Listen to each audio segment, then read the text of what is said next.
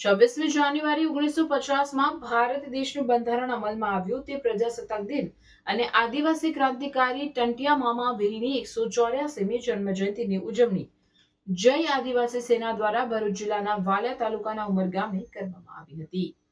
પ્રકૃતિ પ્રણામ અને ધરતી વંદના કરી આદિવાસી ભોજન ખાટી ભીંડી અને ભાત મરચું જમ્યા બાદ આદિવાસીઓને બંધારણમાં આપેલ અધિકાર અનુચ્છેદ 13(3) ક રૂઢિ પ્રથા આ આદિવાસી રૂઢિ પ્રથા ગ્રામ સભાના મુખી અરુણભાઈ દિલ્હીભાઈ વસાવાના હસ્તે રૂઢિ પ્રથા ગ્રામ સભાના અનુસૂચિ 5 આદિવાસી વિસ્તારના બોર્ડનું અનાવરણ કરવામાં આવ્યું હતું.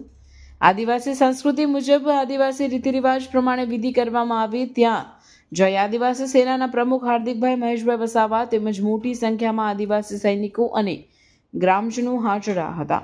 ત્યાંથી રેલી કાઢી ગામમાં શેરીએ શેરીએ આદિવાસી ક્રાંતિકારી ટંટિયા મામા ભીલના ફોટાની પૂજા કરવામાં આવી. રેલીનું ફૂલો વધાવી સ્વાગત કરવામાં આવ્યું. અંતે જય આદિવાસી સેનાના સેના અધ્યક્ષ મહેશભાઈ સોમાભાઈ વસાવા દ્વારા આદિવાસી ક્રાંતિકારી ટંટિયા મામા ભીલના જીવન વિશે સમજાવવામાં આવ્યું અને જય જોહર જય આદિવાસી કહી સૌનો આભાર વ્યક્ત કરવામાં આવ્યો.